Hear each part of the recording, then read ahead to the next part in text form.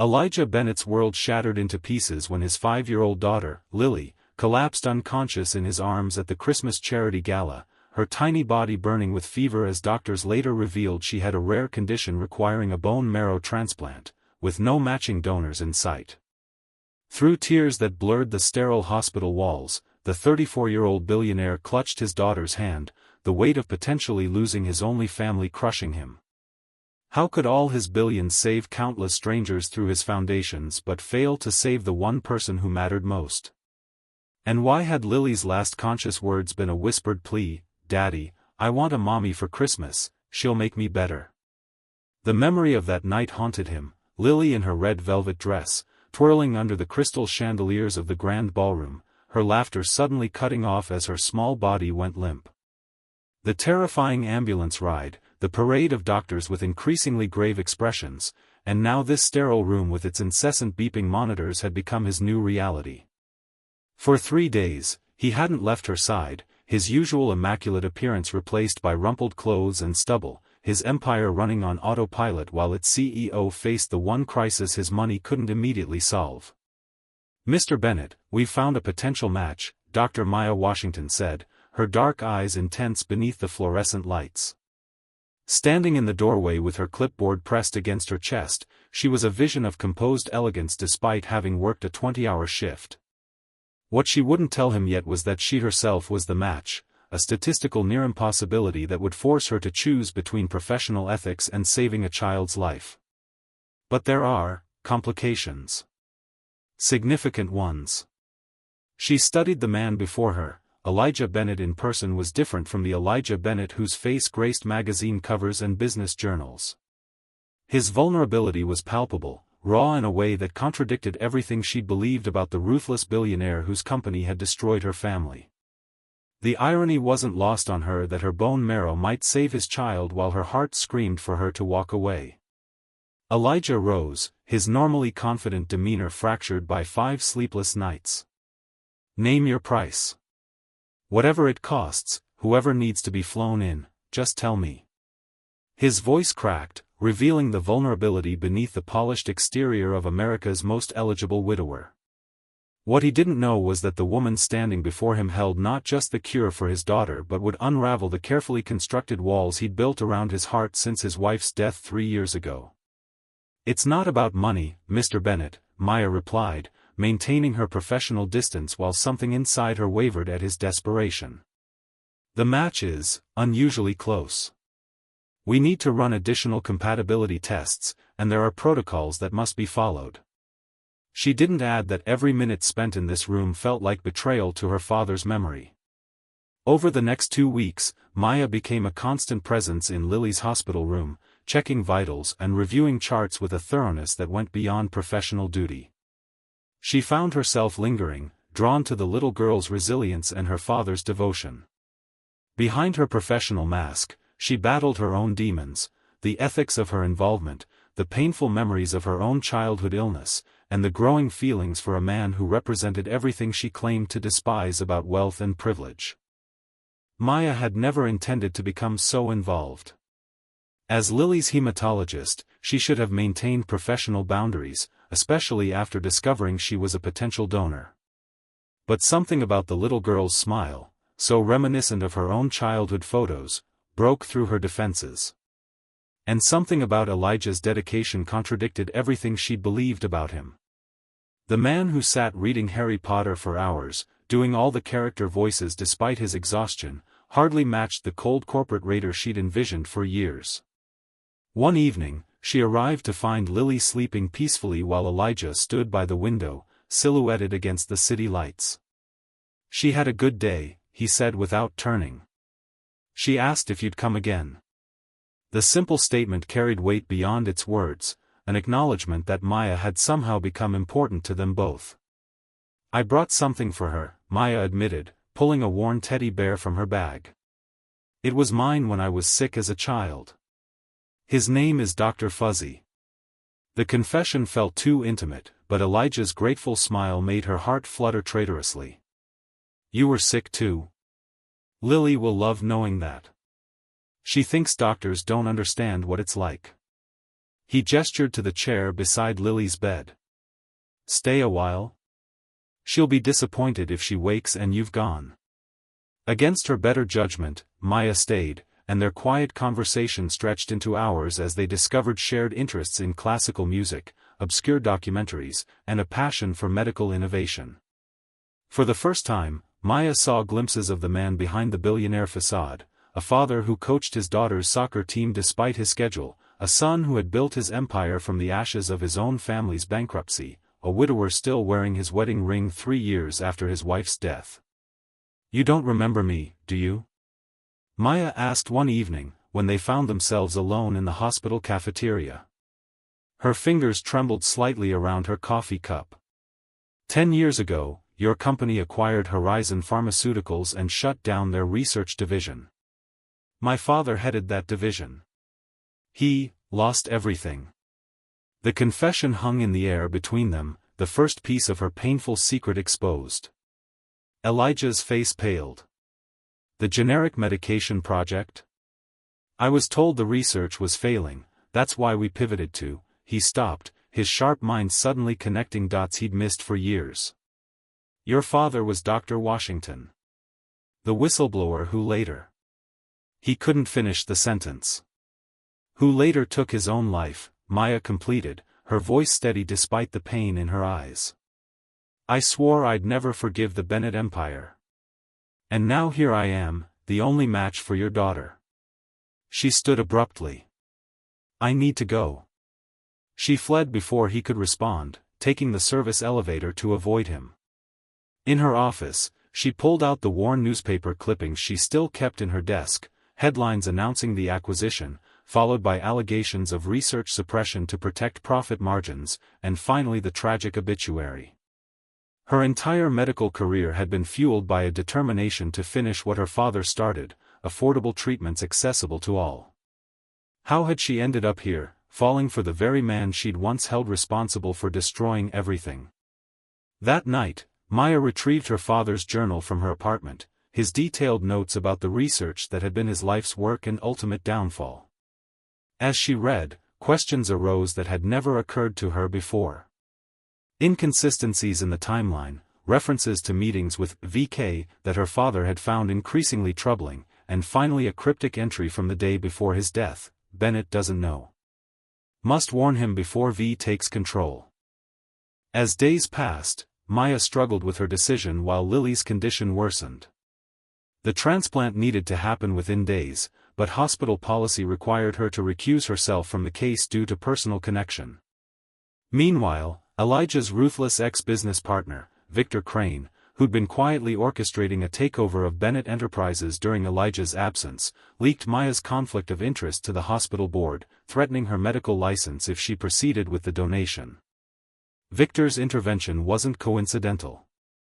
He had recognized Maya's name immediately from the hospital reports he'd had his insider acquire. If the connection between Maya and Elijah became known, especially the truth about what had happened at Horizon, his carefully constructed plan would collapse. For 10 years, Victor had methodically removed evidence of his own involvement in the fraudulent research data that had convinced Elijah to shut down the division. Now, with Elijah distracted by his daughter's illness, Victor was mere days from seizing control of the company. You can't be serious, Elijah confronted Victor in the hospital corridor, his voice low but dangerous. You'd let an innocent child die to satisfy your greed? Victor's smile didn't reach his eyes. Business isn't personal, Elijah. You taught me that. Sign over controlling interest by tomorrow, or Dr. Washington faces a career-ending ethics investigation. He glanced at his watch. Time's running out, for your company and your daughter. After Victor left, Elijah slumped against the wall, the weight of impossible choices crushing him. His phone buzzed with messages from his executive team, stock prices falling, board members wavering, rumors of insider trading. None of it mattered compared to Lily's fading heartbeat and the betrayal he'd seen in Maya's eyes. That night, as a snowstorm raged outside, Maya slipped into Lily's room to find the child awake, her small face illuminated by the Christmas lights Elijah had strung around her window. Are you my Christmas angel? Lily whispered, her voice weak but her eyes bright with fever and hope. Daddy says angels help when you need them most. Maya's resolve crumbled as she sat beside the bed. I'm just a doctor, sweetheart. But you make Daddy smile again. I asked Santa for a mommy who could do that. The innocent words pierced Maya's heart. She gently brushed Lily's curls back from her forehead, noting the increased pallor and the thinness of her small wrists. The monitors showed what Maya already knew: time was running out. My mommy died when I was 2, Lily continued, her small fingers tracing the pattern on Maya's scrubs. I don't remember her, but Daddy has pictures everywhere. He says she was the bravest person he knew. Her eyes, so like Elijah's, searched Maya's face. Are you brave too? The question hung between them, simple yet profound. Maya thought of her father, of his principles and his pain. Would he want his legacy to be revenge, or healing? I'm trying to be, Lily. I really am. Later, alone in the hospital chapel, Maya made her decision. She would sacrifice everything, her career, her revenge, perhaps even her freedom, for this child and the man she was falling for despite herself. What she didn't know was that Elijah was making an equally devastating choice, signing away his life's work to save both his daughter and the doctor who'd awakened his heart. In his penthouse office, Elijah reviewed the transfer documents Victor had sent over. Signing would mean losing control of the company his grandfather had founded, that he had rebuilt from near bankruptcy into a global powerhouse. But looking at the photo of Lily on his desk, her gap-toothed smile on her 5th birthday just months ago, he knew there was no real choice. As he lifted his pen, a call came through from Catherine Chen, his childhood friend and the hospital's chief counsel. Don't sign anything, she said without preamble. I found something in the Horizon files. The transplant procedure was scheduled for Christmas Eve morning. As Maya was prepped in a separate operating room, hospital security arrived with the ethics board chairman and Victor Crane. Dr. Washington, you're being removed from this case effective immediately, the chairman announced gravely. Your unauthorized involvement constitutes grounds for saving a child's life, interrupted a voice from the doorway. Catherine Chen, the hospital's chief counsel and Elijah's longtime friend, entered with a stack of documents. The board has unanimously approved an emergency exception. Mr. Crane's evidence has been reviewed and dismissed as manipulated. Her eyes narrowed at Victor. And the SEC is very interested in speaking with you about certain financial manipulations at Bennett Enterprises. Victor's composed facade cracked. You have nothing. No proof. Actually, Catherine continued, Dr. Washington's father kept very detailed records. Records that clearly show you falsified research data to force the closure of Horizon's generic medication program. Records that prove you orchestrated the entire situation to eliminate competition for your own pharmaceutical investments. As Victor was escorted out, Catherine turned to Maya. Mr. Bennett asked me to give you this before your procedure. She handed over a sealed envelope. Inside was a single page, the deed to Horizon Pharmaceuticals, reinstated under Washington Foundation, with funding to continue the research her father had started, along with a handwritten note, some debts can never be repaid, but perhaps this is a start. Maya's vision blurred with tears as the anesthesiologist gently reminded her it was time. As she drifted under sedation, her last thought was of her father, and how saving Lily might finally bring his work and his dreams full circle. Hours later, as Maya drifted under anesthesia, Elijah sat beside Lily, telling her stories while the precious bone marrow made its way into her tiny body. Daddy, Lily whispered through her mask, did Santa get my letter about a mommy? I think, Elijah said softly, that some Christmas wishes take time to come true. The days following the transplant were tense, with Lily isolated in a sterile room as her fragile immune system absorbed Maya's bone marrow. Elijah divided his time between his daughter's bedside and Maya's recovery room, carrying messages between them and watching with growing hope as both began to heal. The media caught wind of the story, billionaire's daughter saved by the very doctor whose family his company had once harmed, creating a narrative of redemption that captured the nation's imagination. In the quiet moments of hospital nights, Elijah read Maya's father's journal, understanding at last the full scope of Victor's deception and his own unwitting role in it.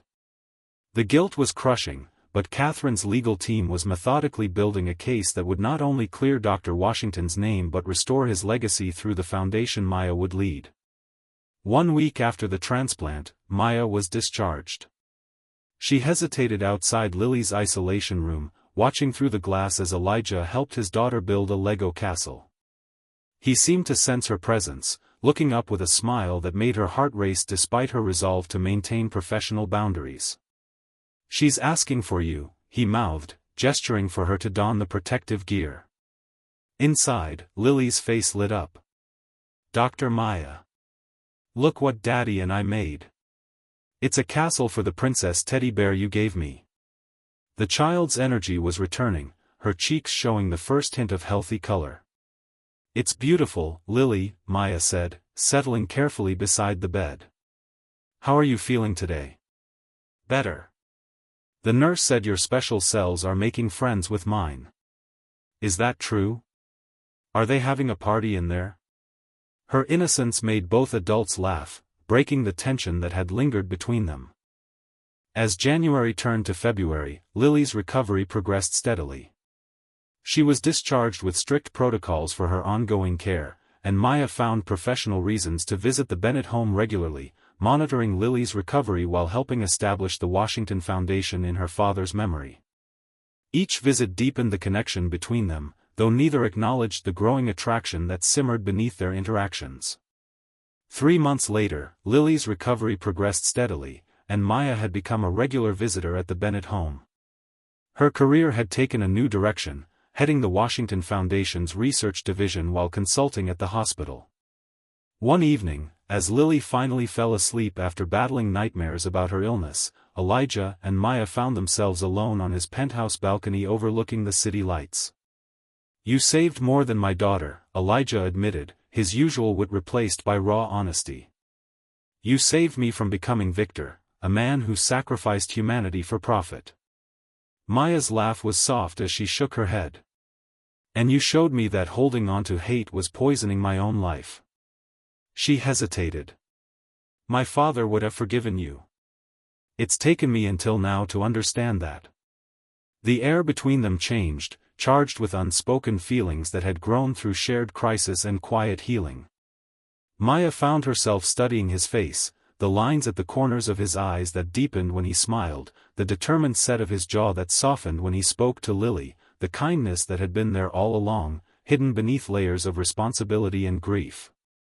"Maya," he began, then stopped, searching for words. "These past months. Lily isn't the only one who's been healing." His hand found hers on the balcony railing, warm and certain. "I never thought I'd feel this way again after Sarah died." "I know," she whispered, understanding the weight of his admission. "I never thought I'd let myself care for someone I was determined to hate." The honesty between them felt like its own kind of intimacy, more powerful than any physical connection could be. Their first kiss tasted of new beginnings and healing, tentative at first, then deepening with the intensity of everything they'd survived together. Neither noticed Lily watching from her bedroom window, her small face lit with the satisfaction of a Christmas wish finally coming true. The following months brought changes neither could have imagined. The Washington Foundation launched its first successful drug trial, using the research Maya's father had begun years before. Lily returned to school, proudly telling classmates about her new blood and how brave Dr. Maya had made her.